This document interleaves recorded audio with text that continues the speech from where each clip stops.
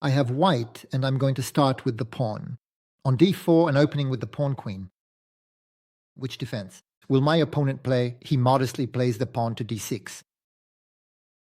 Well, I'm going to bring out my knight to f3. Let's see what happens next. Now he plays his knight to f6. Here I'm going to mobilize the pawn on c, the pawn from the wing, to control the central square d5. And only after that, bring out my knight to c3. He plays g6 very quickly. He wants to play bishop to g7. And we're heading towards the defense. It's Indian. If he kingside castling, we'll have an Indian defense. And there you go. That's the case. So that's the name of this opening. I'm going to play bishop to e2.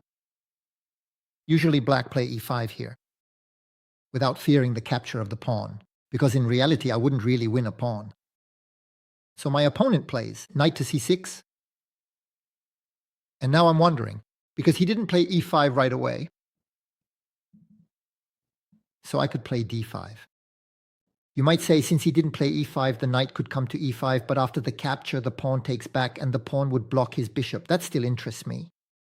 I think the right move here is to play d5. I think I remember, because I had looked at this a little bit. I could also simply kingside castling and wait for him to play e5. That would fall back into the classic King's Indian defenses. Do I want to fall back into a classic King's Indian defense, or am I going to play this d5 push against him? Well, I'm going to play this push to d5. He goes back home. He goes back to b8. So I'm going to castle. And how is he going to play now? So it's true that by pushing to d5, I've opened up the diagonal for his bishop, but I'm not going to be afraid of just one piece on the board after all. Now he plays the knight to d7. I can try to support the e5 push, for example, by placing the bishop on f4.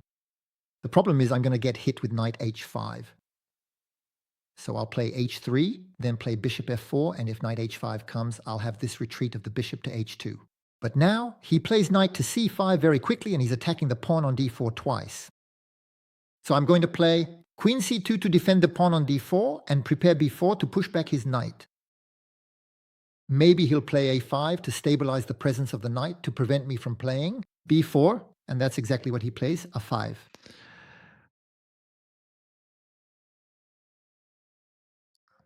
So here, either I continue with bishop f4 to prepare the push to e5. Actually, that won't be enough. After bishop f4, I'll first need to play bishop h2 before trying to play e5.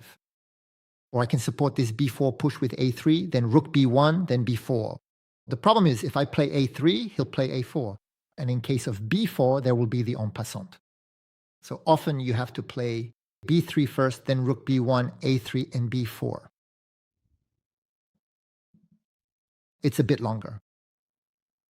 The problem with rook b1 is that I have to be careful, because if at some point the pawn on e advances or gets exchanged bishop, f5 will create a skewer on my queen and my rook. I've already run into tactical problems like this one. And why not f3 right away, for that matter?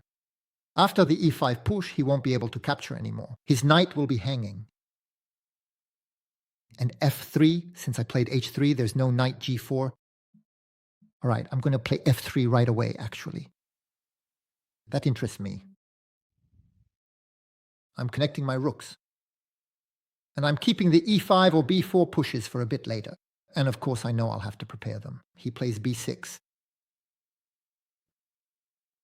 Now, if I play e5, he could capture with the pawn.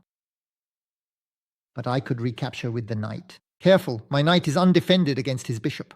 But the knight is targeting the c6 square. That could be interesting. Now, after e5, he might retreat his knight. Knight to d7, for example. I think I'll start with b3. I'm not afraid of knight e4. I can recapture. If he recaptures, I take with the queen, and if he plays bishop, takes rook, I recapture. Even if the rook, I would have taken several pieces. So I'll play b3, then after rook b1, and maybe a3, b4. Looking for development like that to push back his knight. And then look for c5. As for my knight on f3, definitely the d4 square to keep an eye on the c6 square. A very closed position for now. There haven't been any exchanges, neither pieces nor pawns.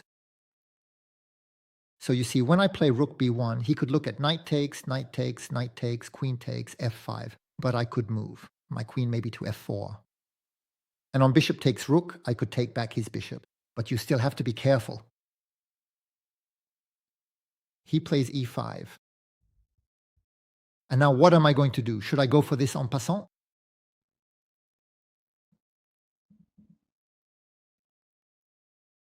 I don't know. I think I'll continue my development on the queen side. Close center, just playing on the flanks. I know that this en passant could be interesting. But the center is closed and the goal is to play on the flanks. You can't play anywhere else. I think I'll play better on the queen side than he will be able to play on the king side. The knight is on f6. He'll have to move it to support the push to f5. He'll do it, that's for sure. He'll try to do that. But I'm going to try to take the initiative with a3, then b4. Take, the knight is driven away. The rooks will be up for possible exchange. And then the c5 push, supported by my bishop. And the departure of this knight from c5 will ease my pressure on the pawn on 4. So I play a3. You see, I'm looking for the first lever, b4, take, the rooks might be exchanged, then the second lever, c5, to open the files on the queen side. Because I think that's a battleground where I have a space advantage and where I'll be able to gather more forces, more pieces. He plays knight h5. See, he frees the pawn f. He will want to play f5. But I'm going to push b4 first. It's a race against time with the lever. I'm playing b4 to play c5, but he will also play f5. Each of us has our own levers.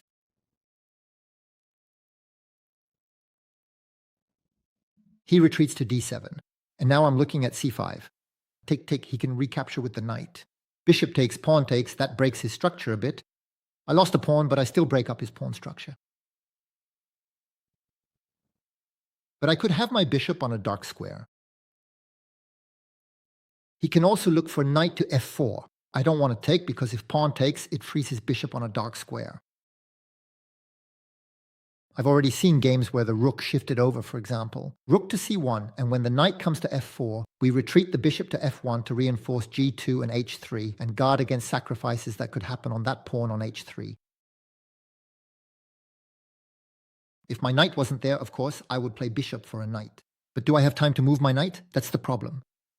As soon as I move my knight, even for example to g5, he'll have time to come to f4. I'm thinking of playing rook to c1. The rook on the file, why the c file? Is the file most likely to open up when I play c5?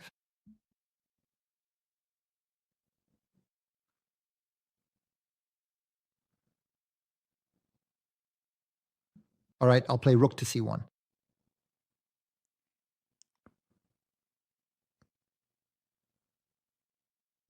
And he plays knight to f4, as expected. You see, he's waiting for me to capture so he can recapture and free the bishop on the black square, which I don't want. So I'm going to retreat. The bishop on f1 to maintain the protection of h3, double protection, and guard against sacrifices that could happen on that pawn.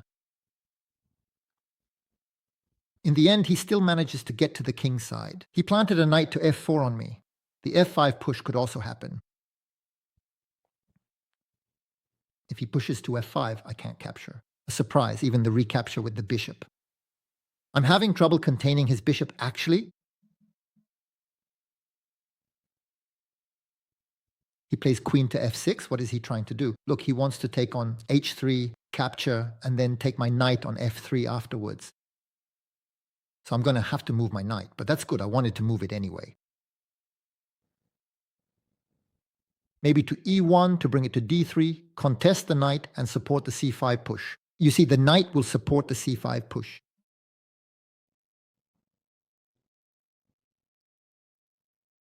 All right, I'm going to play knight e1. My queen and my bishop are defending the pawn on f2. My bishop and my pawn are defending the pawn on h3. The knight and the bishop are defending the pawn on g2 as well as the king. I'm looking at all the self-defense moves on the king side. because obviously he's bringing his queen over. So I have to be extremely careful. There's the knight nearby, the bishop as well, and the queen not far away. We have to watch out for any sacrifices that could happen, but for now it's holding together. He plays queen h4. And so if I play g3, he'll play knight takes h3, check, bishop takes, queen takes back. I can play knight f3 to force his queen to retreat.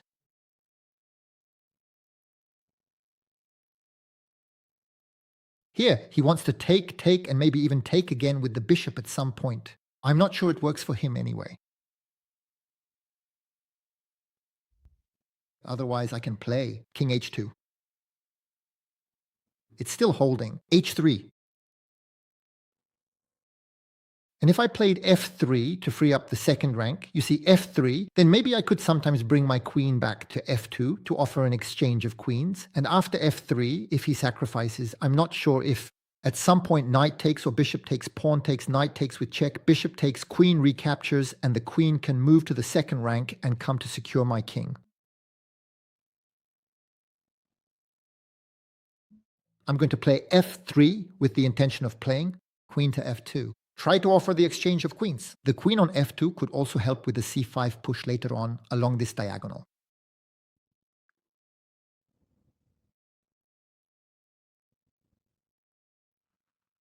Afterwards, he can come in on g3, threatening knight to h3, because there's a pin. If he comes in on g3, I'll have to shift over to h1. Fortunately, I have the bishop on f1, which protects me from all those sacrifices that could happen. You can see them now. He plays queen to g3 as expected, so now he's threatening. Knight takes on h3, taking advantage of the pin of my pawn on g2, so I'm going to play king to h1. I don't really have any other choice.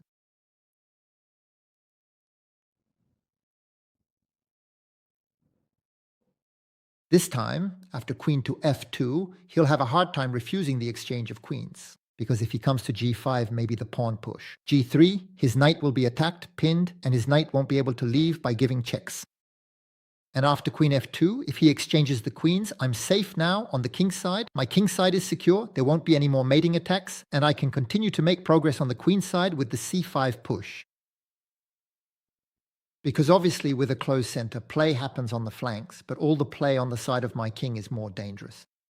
In the short term, it's very dangerous, so I have to try to calm my opponent down by exchanging the queens and rather play for the medium and long term on the queen side. Play the endgames with this development on the queen side. So my next move is probably queen f2. Here, he thinks for a long time, so I'll speed up this sequence in editing to take you straight to the move he played, of course. And he plays f5. So queen f2. And if he comes to g5, then push g3. And normally he should lose his knight. He could play knight takes h3 to attack my queen. If I take his queen, he'll take mine with check. But if he plays knight takes h3, I'll first play bishop takes. So what are we going to play? Queen f2. Let's try to calm him down a bit.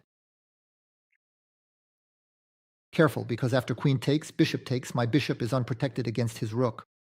Queen takes, bishop takes, then we take. And here, we'll have to take with the knight. Because if I recapture with the pawn, he can sacrifice his knight somewhere to free up the attacking rook. My bishop? I just realized something. Look. Queen g5, g3. Knight takes h3. So if I take his queen, he takes my queen with check. We talked about it. And after queen g5, g3, knight takes h3, I mentioned the bishop takes h3, but he can play f4. Attack my bishop. We'll have to look at that in the analysis because now that's it. He just played knight h5, but we'll have to check that in the analysis. What happens if the queen retreats to g5? Because here, I wasn't sure that this would really work out in my favor, so he just played knight h5. And now, what is he trying to tell me?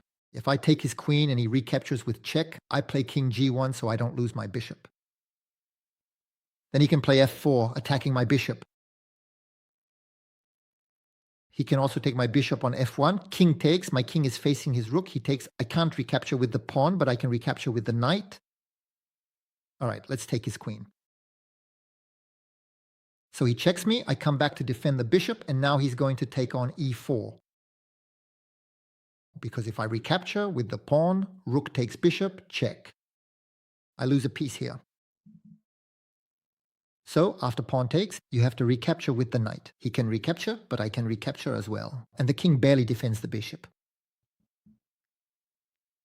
If he pushes f4, it's not that bad. Bishop to f2, and it's fine. After that, I play knight to d3 and support the c5 push. He takes on e4, so as we said, you shouldn't recapture with the pawn because of rook takes bishop. You have to recapture with the knight. And here, I attack his knight, which will probably exchange with mine. I don't think he'll take the bishop on the white square because my knight is much better placed than the bishop. Formula 1. So, little by little, I've eliminated the attacking pieces around my king, and I'm still hopeful that I'll be able to play this c5 push I've been talking about for a while now. That c5 push is bound to happen eventually. And when I finally play the c5 push, he won't be able to ignore it, because I'll be threatening capture, recapture, and then bishop takes afterwards. So after the c5 push, he'll have to do something. And if he captures, I'll recapture. If he takes with the pawn, I'll recapture, for example, with the knight. If he recaptures, I'll take with the rook. And the idea is to attack the base of the structure, the pawn on c7, the one that holds the entire chain of pawns, the root of the pawn structure, the c7 pawn. That's why I'm trying to play c5. I ultimately want to open the file to reach that c7 square. If it weren't for the c4 pawn, I could capture. c7, the backward pawn. So he plays knight to f5. Well played. He's attacking my dark square bishop, so I'll retreat to f2. It's important for me to keep my bishop on the dark square, if only to support this push. But he's going to plant the knight on d4. Knight that I can't ignore because he's threatening the fork on b3. So if I play bishop, f2, knight d4, I take. He recaptures with the pawn and maybe knight d3 afterwards to block his pawn. Look for the c5 push. Let's play it this way. Bishop h6 could also happen. No, he played bishop d7. But bishop h6 could also happen. That's why it's urgent for me to be able to push c5.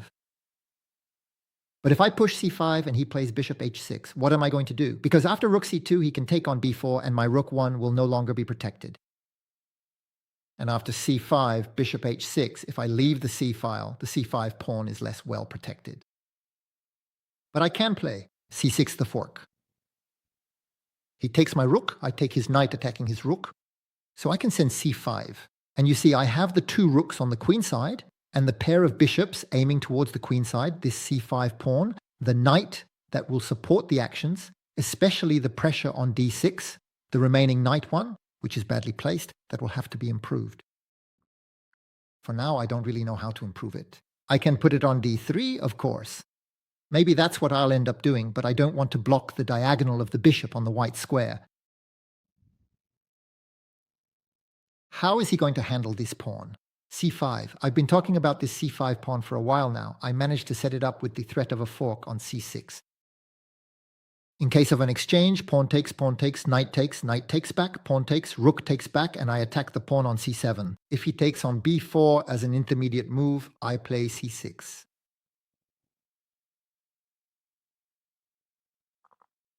So he takes on c5, I take back, and I still have the threat. c6.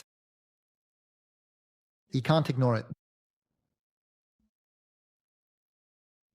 It's the first time in the game that things seem to be turning in my favor, that I managed to create threats for him in his own camp. Up until now, he was the one creating threats in my camp. But now, things are starting to reverse. He took on c5. So how should I take back? Normally, you should recapture with the knight. But the knight on e4, it's a good piece, a good blocker of the pawn on 5. I'm afraid that at some point he might play e4 and free his bishop on the dark square. But on the other hand, if I don't take with the knight, it's with the bishop. But I don't want to trade my bishop for his knight and leave him with the only bishop on the dark square. I think my bishop still plays a very important role in the position.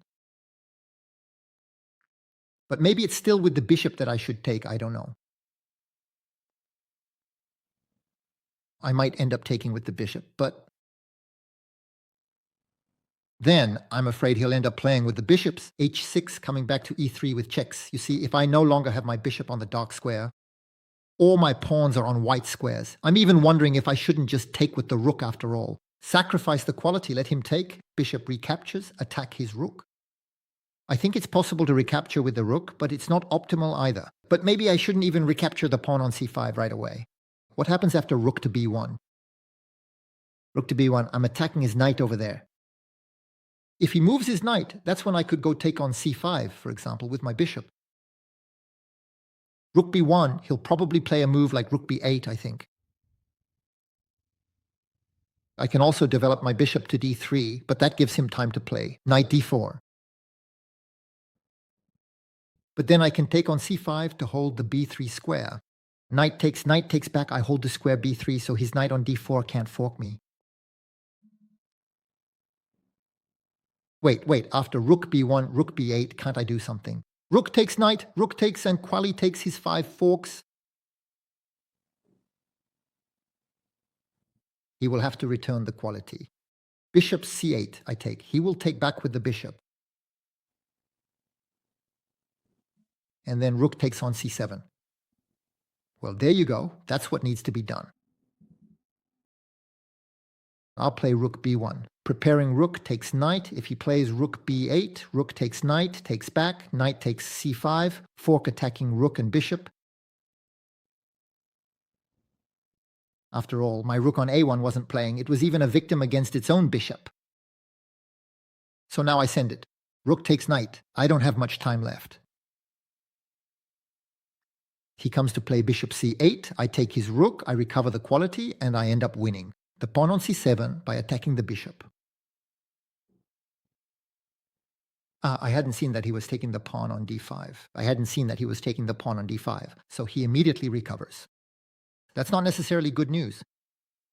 So, my bishop on a white square, I can put it on c4 to propose and even force the exchange of the bishops. And leave him only the bishop on a black square here. Don't I have any other interesting moves? Rook c5, that attacks a lot of things. It attacks the pawn a5, the bishop, and the other pawn behind. Well, the other pawn is protected, but I think I'm going to play rook c5. At least to try to win the pawn on f5 and have a passed pawn. To have something extra. If he plays rook d8, we can even look at rook takes, and bishop. c4, the pin behind. I don't know what that leads to, but maybe not much. Because he can come back to e7, defend the rook, although I could play bishop h4 to attack his knight. Yes, maybe it could actually bring something. Rook d8, rook takes. He's playing it, by the way. So let's look. Rook takes, bishop from the white square. Rook takes, bishop c4. If he doesn't want to lose his piece, he'll play knight e7. And here, maybe bishop c5. I'm attacking his knight, and it's still pinned with my 2 bishops. If I play king f8, I'll take his knight with check before taking his rook. Let's play this rook takes. This is the second time I'm doing a pseudo-exchange sacrifice. That is, I'm sacrificing the exchange just to get it back right away. The pin, he plays knight to 7. And here I'm hesitating between bishop c5 and bishop h4. I don't know which one is better. Maybe both are good. But bishop c5, c'est assez joli parce que la rook ne peut pas me prendre. It's pinned. So, bishop c5, qu'est-ce qu'il va faire? Je menace de lui prendre son knight. If I play king f7, I take the knight anyway. And after the rook, on bishop c5, if I play ff6, I take the knight and after the rook. And on rf8, it's the same. I take the knight with check and then the rook. All right, bishop c5. This position is beautiful with the 2 bishops attacking like that diagonally, and he just resigned. Let's look at the analysis. So, in the chess.com game summary, the computer gives me 90% accuracy versus 88% for my opponent. I hope the video was informative or entertaining. You can leave me likes, comments, and share the video as usual. And we'll meet again soon for new adventures. Goodbye, everyone.